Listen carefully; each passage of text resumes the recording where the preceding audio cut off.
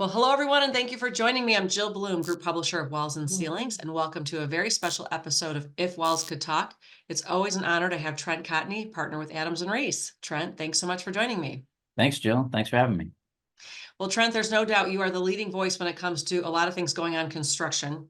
And this one, no doubt, is going viral very quickly.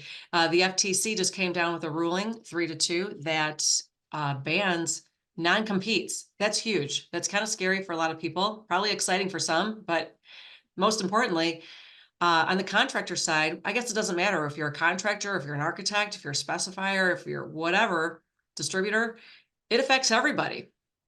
Yeah, absolutely. Any employer that's out there, it's going to affect you. And we had an inkling that this might come to fruition. We knew that it was going to be teed up, but on Tuesday, April 23rd, the Federal Trade Commission voted 3-2 to issue this new rule, basically prohibiting the use of non-compete agreements for most U.S. workers. And the stats that I saw said there's approximately 30 million workers that are bound in some way by non-competes. Obviously, Jill, there are some states that have already taken steps to outlaw non-competes, but it's still, throughout the land, you still see quite a bunch of them. And especially for C-suite and, key employees, non-competes are a way to kind of ensure that, they're at least going to not go to another competitor. So very interesting ruling, and I think there's obviously a lot more that we'll talk about here and later, I'm sure. So Yeah, for sure. But it looks like if you're making over 151,000 and you're in the C-suite and you're part of being a policymaker for the company, that does not involve you. But clearly that's not the majority of workers out there. Yeah, so let's break it down. So the new rule is expected to go into effect in 120 days, right? So we got a little bit of time. And like I mentioned before we got, started here, there's going to be a legal challenge. We'll obviously unpack that in a little bit, but there will be a legal challenge to this, and whether or not that's going to be effective remains to be seen. But as soon as this goes effective 120 days, in 120 days, any new non-compete agreements would be prohibited for all workers. Okay, no new non-competes for any worker. For existing non-competes, most would be unenforceable after that effective date. However, for senior executives, existing non-competes would remain in place. And senior executive is defined as someone that is earning more than 151,164 each year and is holding policy making roles. Okay, it's estimated based on the rulings and things that I saw from the FTC that fewer than 1% of workers are categorized as senior executives. And even if you meet the earning requirement, you may not have the policy making role. So here's an example. Salespeople are highly compensated. They may make a ton of money, beyond the 151, but they may not have policy making roles. And obviously, that term will be better defined, as we start seeing opinions and other things out there. But, if for some reason that senior exec leaves and goes somewhere else, then they wouldn't be subject to a non-compete for a new company. That existing non-compete would still be in place. And it's going to be interesting to see, especially when this is challenged, how that parses out as well. So Trent, if a non-compete is in place, let's say before this ruling even came down, is it easy to enforce a non-compete? Yeah, so great question. Non-competes are probably the most litigated issue in employment law. We have a very large employment group here. You met some of our employment attorneys over the years. And I think some have assisted with, doing podcasts and that kind of stuff. The thing that we see is that non-competes are generally narrowly construed, right? In most jurisdictions, you need to have at least three things. You need to have a short duration of time, so usually 2 years or less. A geographic allocation. So if they're only working in, let's say, Orange County, they can't, you can't ban them from working upstate in an area where, you don't do business. And the third thing is the type of job. So let's say they are, a C-suite now, but they want to transition to a marketing role.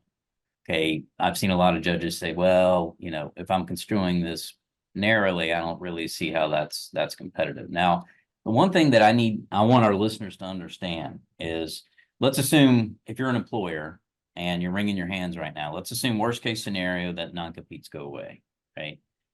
That doesn't prevent the whole host of other restrictive covenants that you could potentially add in there. So you can, do not confidentiality provisions, non-solicitation provisions, so they can't solicit your customers or employees.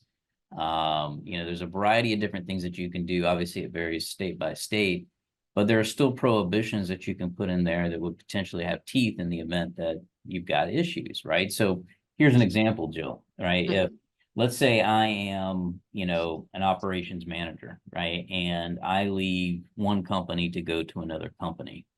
If I have a non-compete and it's a direct competitor, then clearly I can enforce that non-compete. But let's say I don't have that non-compete. If I have evidence or I have, reasonable suspicion that they're using, proprietary information that they obtained from the company, or they are soliciting my employees or soliciting my customers, then that could potentially form the basis of a claim in and of itself.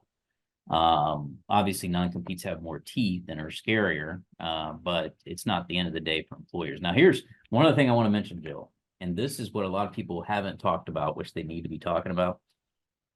A lot of employers, to get their employees to execute non-competes, they offer them an additional consideration, right? They will offer them, sign this non-compete for $10,000, right? So the question becomes, if the non-compete is no longer enforceable, does the employee have to disgorge that money?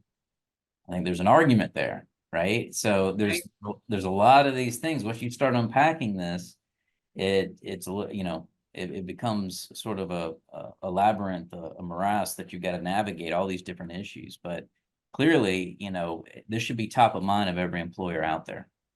What do you think that employers should put in place that will help limit their, I guess, their exposure to their competitors and some of that proprietary information?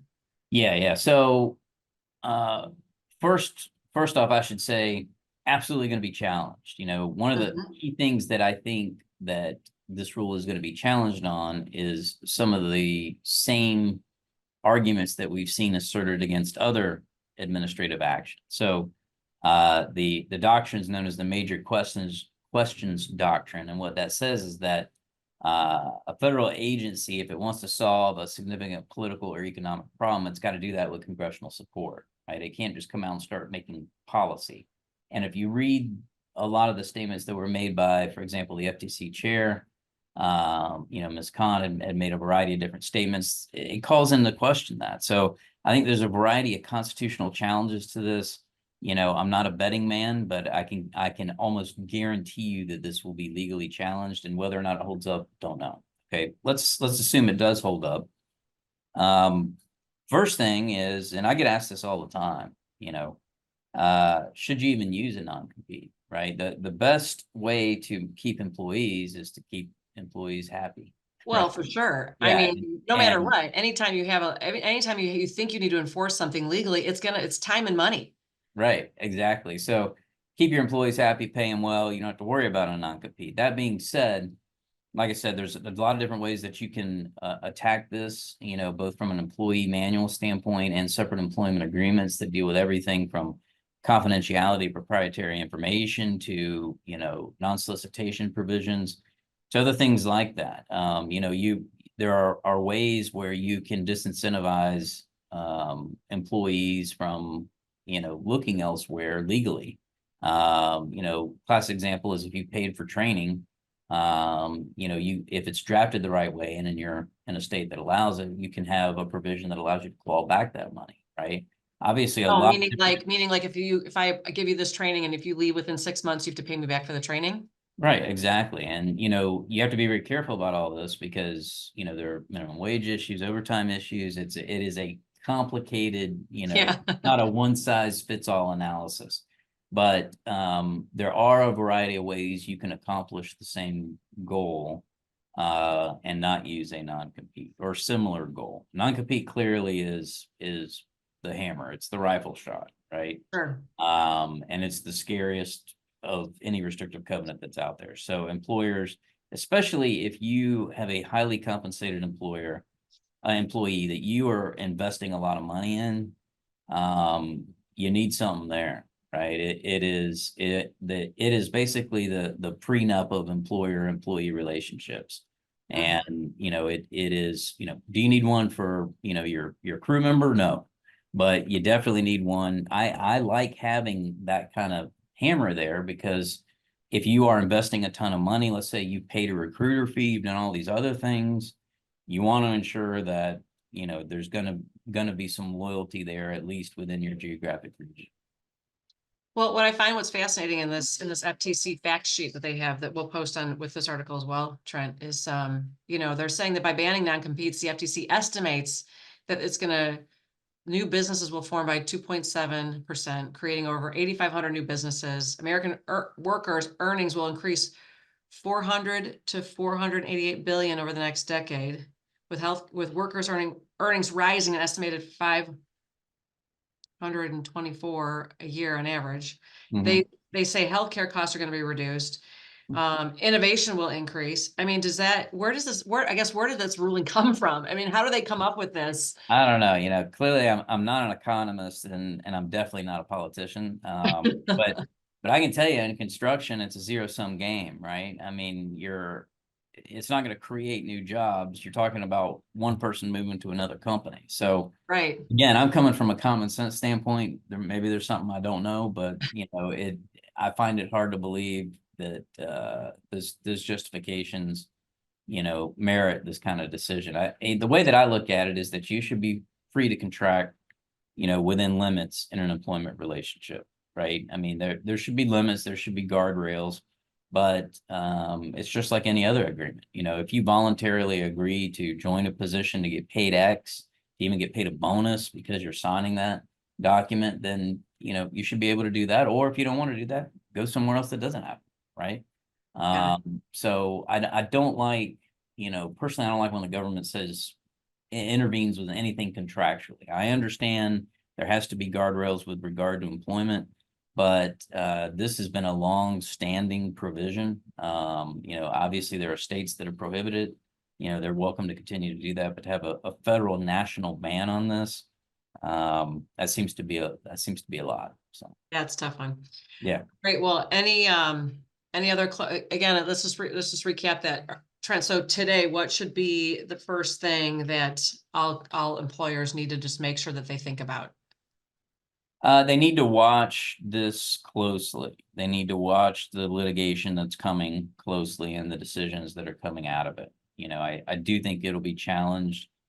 I think there's a good basis to overturn it. Okay, but I don't know. Once you put the decision in the judge's hands, you never know how it's going to turn out, right? Got it. But I do think that there is a decent basis to challenge it, right? Right. If you're an employer, what I would do is, if you have relied on non-competes in the past, obviously it is what it is with regard to your existing, employees. But look at your other restrictive covenants. Look at what else you've got in there as far as non-solicitation, confidentiality. Figure out, is there other ways that you could potentially protect yourself? What happens? Ask yourself, well, what happens if I lose these non-competes? Yeah. What can I do to potentially protect myself and proprietary information, other stuff that you might have? So basically trying if I'm a sales rep for a manufacturer and I leave and I want to jump ship, do I have the right? I mean, is there any leverage in this to be like, hey, you can't hold me accountable. There's a ban on the FTC just ruled this. Yeah, so it's not in effect 120 days, and Okay. you can absolutely guarantee that it will be legally challenged, Right. prior to the effective date. And what that does to enforcement, whether it's state or not, remains to be seen. But I would not bet the farm. Let me put it this way: if you're an employer or an employee, I wouldn't take drastic action yet. I'd stay tuned, because Wait 120 days. yeah, don't start shopping jobs right now if you're under a non-compete. But yeah, this is par for the course of what we've seen here lately. Very employee-friendly administrative action. It is yeah, it is, we'll probably see more of this. So just stay tuned. That was, make sure you're turning into all the news sources that you guys offer, and check out the latest, because we're going to be updating you as stuff comes out. Trent, you froze for a second there in the beginning of that statement. So you said that this is what you've seen, what you've been we've seen this happening lately is it's an employee-friendly administration. Yeah, and it's an employee, definitely union-friendly, employee-friendly administration. So a lot of the agency action that you're seeing mirrors that, right? And here's what a lot of people don't understand, Jill, is that presidents come and go, right? Blue, red, don't care, they come and go. Rank and file remains the same, right? Usually. And it takes a while to start replacing those key provisions, like we saw, FTC, wherever it might be. Yeah. So for 4 years in administration, start seeing one ruling after another, and that's typical, right? It takes a while to ramp up. So, there's not necessarily going to be a significant amount of change, even if things change in November. Sounds great. All right, Trent. Well, as always, thank you so much. If anybody has any questions, how do they get a hold of you? Sure. They can email me, trent.cotney@arlaw.com, or hit me up on social at Trent Cotney. Well, thank you so much, Trent. And again, if anybody has any questions for us, make sure you visit us on any of our websites and sign up for all of our free content, especially our e-news, our e-magazine. Follow us on all our social media channels as well, so you can stay up to date on all the great information we're putting out there, especially the legal insights from the man, Trent Cotney, who always has all the insight. And stay safe and healthy, and we can't wait to talk to you soon. Thanks again, Trent. Thank you.